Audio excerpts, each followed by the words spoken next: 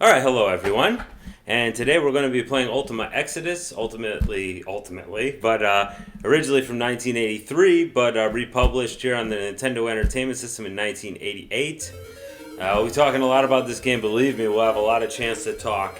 So I'm making this one because I played this a lot as a kid, never got anywhere in it because I had no idea what the heck I was doing, which is a hallmark of your Western RPGs, which I was completely unprepared for. And I never really got anywhere. I beat it a few months ago for the first time. I generally when I play these types of games, I try to avoid using any kind of guide, but on a few cases I did get stumped to where I didn't know where the heck anything was. So it's a pretty interesting deal. Also, if you think this music right here is annoying, believe me, you're going to be hearing a lot more of it. So anyway, I'll be doing my best to explain some of the more opaque systems of this game. I'm going to save you from watching tons and tons of grinding. I have a secret cheating strategy where basically I'm going to make it where my old party is, which has gotten a lot of money already. I am going to eventually have to grind, but that grinding should be a lot more manageable. So yeah, let's just kind of get going here, and I'll just try to introduce the concepts as we get to them. I noticed there aren't a lot of Let's Plays of this. Maybe it's because it's hideously boring to watch. I don't know. I'm going to try to make it exciting for you. I don't know if I can, but we'll see. Alright. You guys already knew my name was Jim, right? Big Jim. Well, not really. Okay. So let's go ahead and create a new party under the Jim banner. So the kind of cool thing is you can have up to 20 members of your total group now as far as your actual party. It doesn't exactly work that way because you can only use 4 at one time. And you can see, look at all these characters we have to choose from. But it is wildly unbalanced. There are good people, not good people, that sounds bad. There are good party members and the ones that aren't so great. Now truly you could probably beat the game with any party you want. I mean, if you're good enough, and the game is not that hard once you know what the heck you're doing. But knowing what the heck you're doing, especially in pre-internet playground days, when we're just a bunch of dumb kids, well, yeah, it ain't happening. So let's go ahead and create our first character. So we want to go handmade. It sounds kind of nice. It sounds like we're stitching these guys together because they all look like dolls, right? All right. So with this game, we could kind of throw balance just right out the window because it's not balanced. But our first one's going to be our tank, but even like a half tank. Because, it's more valuable to have, and it'll be easier to level up somebody who has some magic on them. So let's go ahead and make it a paladin. So fighters, be a little bit stronger. You can see these 5 races. Humans are 75 across the board. Now your actual number of the race you pick is only, it's potentiality. I thought this would actually make you stronger, but it only represents potentiality. So the maximum level you could get up to is 75 for each category with that one. Later on, we're going to be picking people who are less balanced. But first, let's go ahead and create the paladin. Okay, so the paladin, we want her, and it is a her, to be tanking it up, baby. Getting tanked up at the club. We don't need her to have a lot of magic going on. Dexterity, so strength is how hard you hit. I think it might have something to do with defense too, I'm not sure. Dexterity has to do with how often you hit. Old games like this, I mean, I noticed this when I was playing through Final Fantasy 1 with my boys. You miss a lot, and it's very frustrating. And I think that's why in later games, missing was not a common occurrence.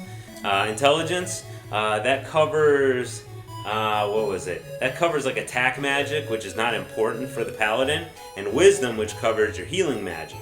And that's actually how many magic points you get. So it's not going to be really important for old paladin at first to have a lot of magic points because we're not going to be using her for that. And the best magic spell she has will be for free. Okay? Now her total is actually figured off half of the lower one. Half of the lower one, I think. Yeah. So it's like 2.5, but it's just basically 2. So anyway, I hope I explained that well. Probably didn't. So what are we going to name her? Oh, jeez. Let's name her after Mom. That looks kind of like Mom. She always walks around in her pink outfit with a large heart shield and a sword, and she has pink hair. No, she doesn't. But she should, I think. I think she should. Okay, so next. All right, let's go ahead and hand make some more people. So we're going to need at least 4, right? So the next one. So this is going to be our first cleric. Our first and only cleric. We're going to have 1 cleric. We're going to do 1 cleric operations, okay? You dig? All right. So out of the different categories, clerics need to have wisdom because their magic points are figured off their wisdom stat, okay? If you pick a bobbit, which I don't know what that is other than the fact that if you call it a bobbit, not a hobbit, you won't get sued. You know, that's a good deal, right? So you can see, look at all these characters. Then you talk about fighter, you know, you figure that. Cleric, healer, wizard, attack magic, thief. Thief is supposed to be real good at stealing stuff. He's supposed to get like some kind of thievery bonus for opening a treasure chest. Because an obscene amount of treasure chests in this game are trapped. But you could just use the magic of open and do that anyway. So he's completely unnecessary and he can't use magic. What a dork. Okay? Paladin, we already saw, it's kind of like a hybrid fighter cleric. Barbarian is like a stronger, slower version of a thief who also gets a thief bonus. Not useful. Lark can't use any armor but can use all the different weapons. Okay, whatever. I think he used magic. Doesn't matter. I think it's like a bard. Illusionist, who the hell knows? Druid is like a hybrid cleric wizard. Not that useful. Alchemist is a guy who does alchemy. I don't know what good he is. Ranger is like a fighter mixed with a wizard and a cleric.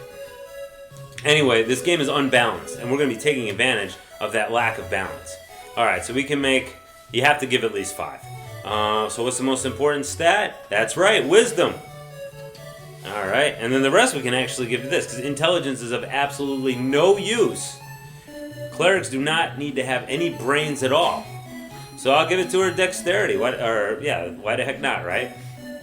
These stats are all minuscule, by the way. There's only one way to raise your stats in this game, and it's not by leveling up. It is the key to the entire game. If you don't do this one thing in the game, you can't win the dang game, which is a little... So I'm going to, because I did really good on my Russian test, I'm going to do this in tribute to my Russian helper, Zofia, but I don't have enough...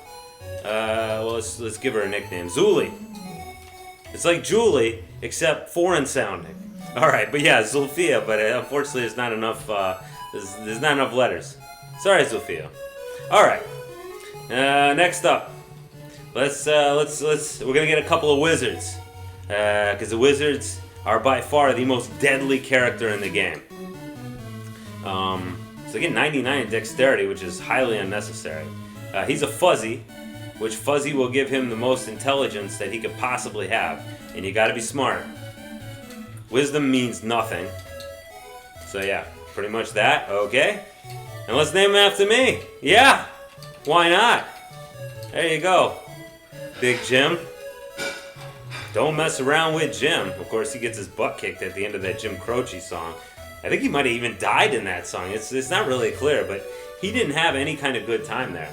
Alright, so the next fuzzy man, which I don't know what the heck we're even talking about when it comes to being a fuzzy. A furry, maybe? Aha, that term didn't exist yet. Alright, so let's try to keep on the right time period. So all the intelligence, and you can only go up to 25. Because the game wants to make sure that you know that you got to do something else, even though you don't know that you got to do something else. Alright, so I think we're good right now. They also have high potentiality for dexterity, but the lowest potentiality for strength, like they're total pansies. The lowest in the game. Alright, so that's our 4 peeps. Oh, what are we going to name this guy? Let me think of a good name for this guy right here.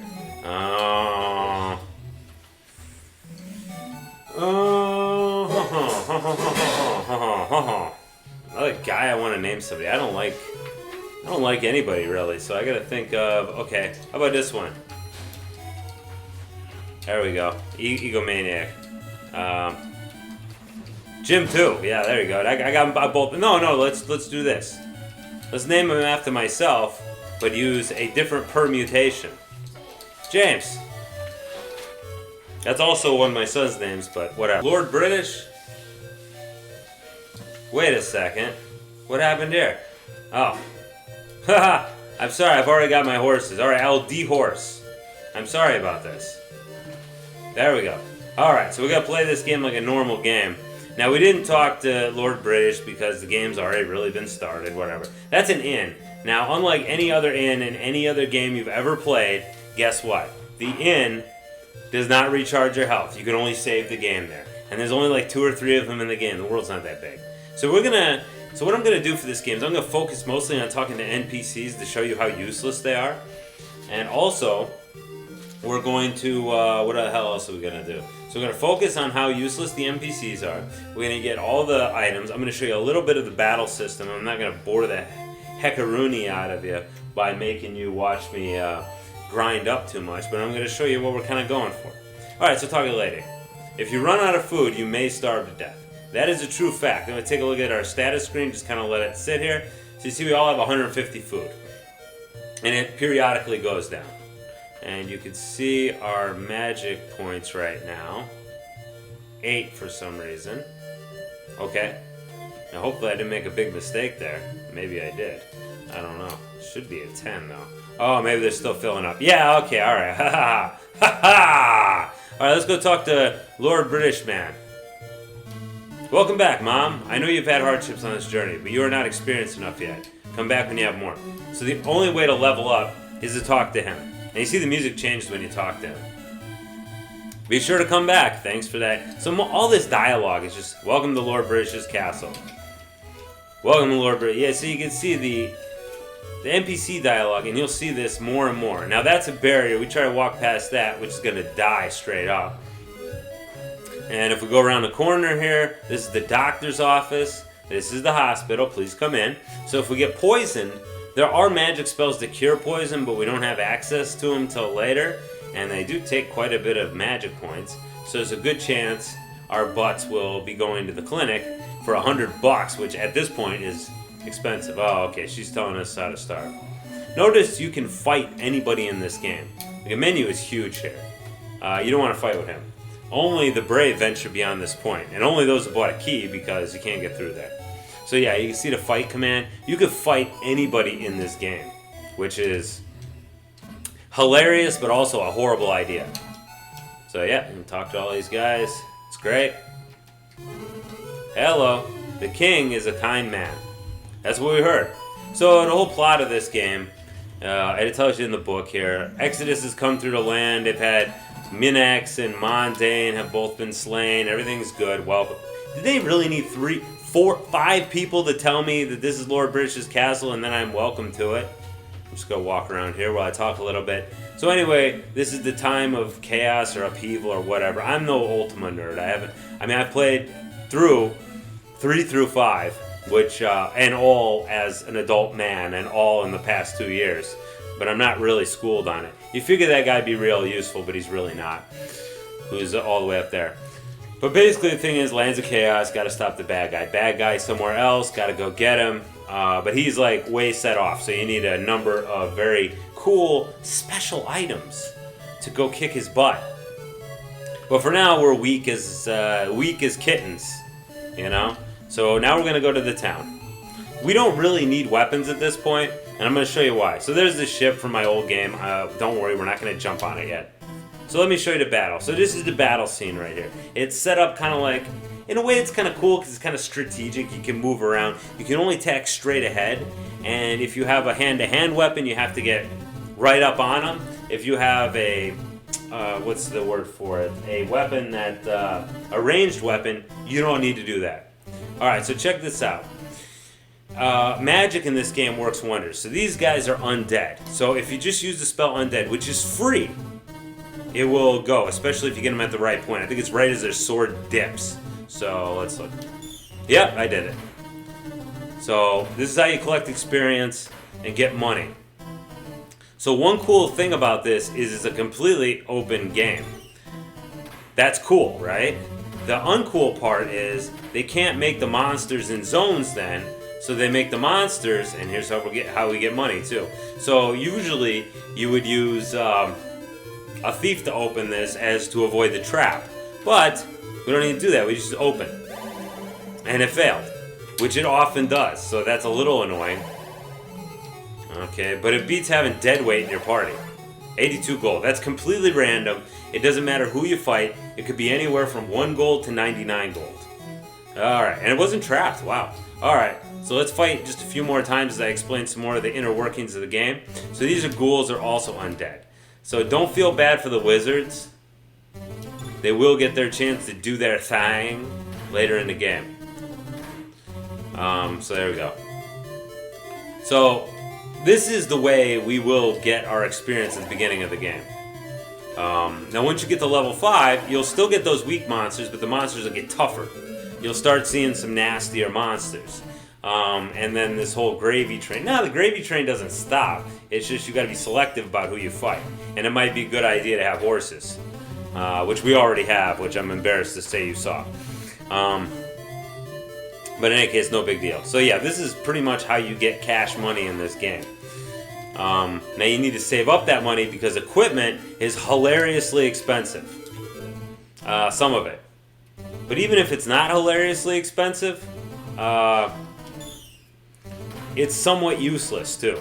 Okay, so not first time, but a few months ago when I played through all the way through this game, I noticed dragon armor. I'm gonna show you in a little bit, but I'll tell you, it costs 8,000 frickin' bucks. Okay, 8,000 bucks is a king's ransom. You know, it's a lot of money. Okay, so here's enemies these girls can't touch, but these guys can. The twin Jameses here. So there you go. Ah. Okay. So repel works exactly the same as undead, except it works against like goblins and stuff. See how I tried not to curse there? That's pretty good, huh? Do you think that was pretty good? I thought it was pretty good. Okay, so anyway, yeah, this is exactly how this game works here. So in the early going, it's not difficult, but if you're foolhardy enough, and by foolhardy I mean if you just don't know the completely weird way this game works, you're going to end up with a bunch of strong monsters that you do not have the capacity to fight with. And you don't want that. You surely do not want that. So we need to try to avoid that as much as we can. Because there are all kinds of... And I'm just kind of tromping all these monsters because they're hanging out. And I figure I might as well kill them, and I need to explain some things about the game. You see the food gradually goes down. Food is not expensive. Food is 1 per. So to get 100 food for everybody, all you really need to do, and I can't see them there so I couldn't tell, is like a little system, like in their movements. That's why I'm always hitting and not missing. Because it's real easy to miss them if you're not watching their movements. Anyway, so yeah, this whole open world thing is great. But that's the price you pay. If the whole world's open, if they want to make it actually really open to you, they can't use like the first Dragon Warrior. I guess Dragon Quest, but it's Dragon Warrior to me. Gosh darn it, because that's what it was called when I played it.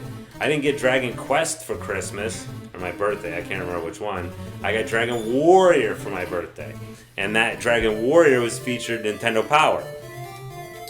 All right. Thank you very much, Zuli, for opening that for us. Let's go kill these 3 while I yak a little bit more. So anyway, where the hell was I going with the rest of what I was saying?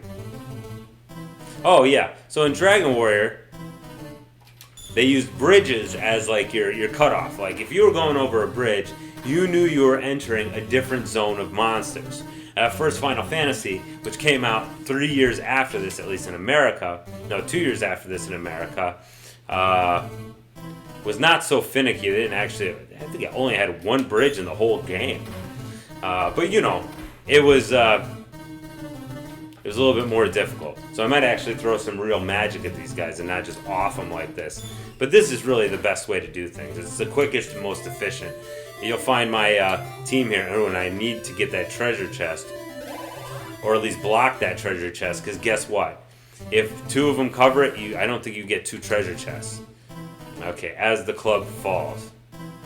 There we go. Okay, sorry about that.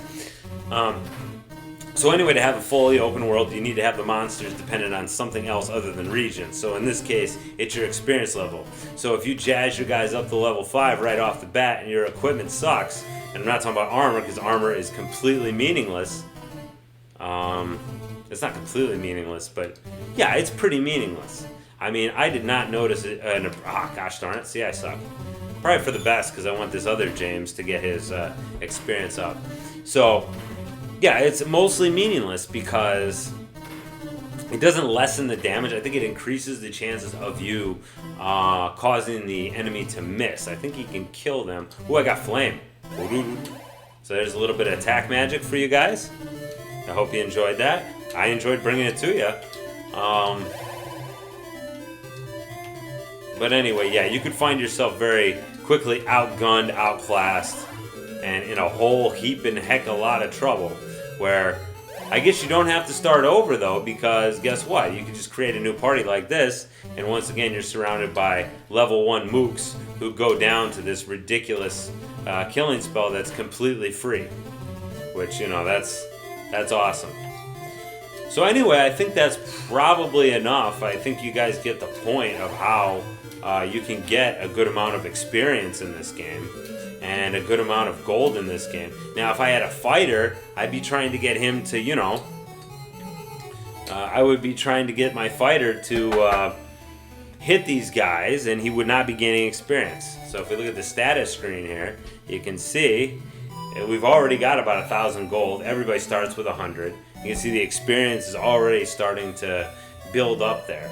So it's pretty sweet. Everybody starts off with a dagger and cloth, and we're not going to do anything with that really, because it's so easy to get the strongest stuff in the game, and that stuff is free.